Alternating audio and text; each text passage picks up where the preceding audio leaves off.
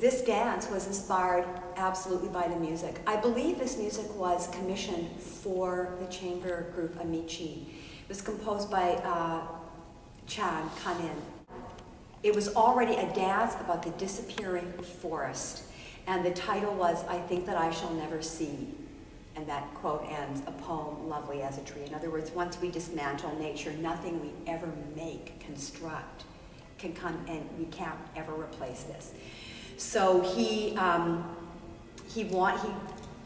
created this piece of music, and he already had staging ideas.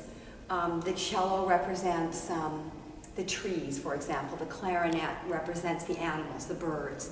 The piano represents encroaching civilization, and he had these various ideas for staging it. And then I got invited to choreograph, and I think I made it quite a bit more abstract. He had ideas about lumberjack shirts for the musicians and things like that. And the cellist at the end is actually playing a saw with his bow, a great big saw, with his cello kind of laying like a corpse on the floor. And we of course, we kept that as part of the music. But it was a beautiful invitation with the music and the subject already in place, and that's very unusual for me. I usually choose my own music or choose it in partnership with the musicians I'm working with, and I almost always choose my own subject matter. So it was really wonderful to be given this project, and I treated the dancer as a fourth instrument, so it's not a dance that goes through nonstop from beginning to end. There's pauses in the choreography the same way that the musicians have pauses. And I think it's unusual structurally because of that, and it's created a very beautiful structure.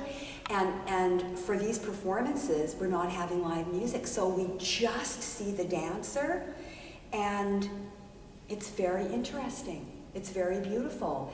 And there's some unanswered, there's some mystery to it because we don't see the other performers. And it's a kind of beautiful artifact. I find it very, very interesting, and I think to do a reconstruction, because a reconstruction already is an artifact, and this one is an actual artifact because it's only a quarter. You know, it's one out of the 4 performers. And it's beautiful to take it apart and just look at it as a kind of a skeleton. We spoke about the disaster in Japan last year because it's a lamentation for things lost, for irreplaceable things that are lost. And I felt something, there was a very special connect. It's an elegy by the dancer. Anger, sorrow, grief, emptiness, and the kind of joyful memory and the need to keep what's left. And just seeing you dance it as a Japanese woman, you made me think of that. You took me there.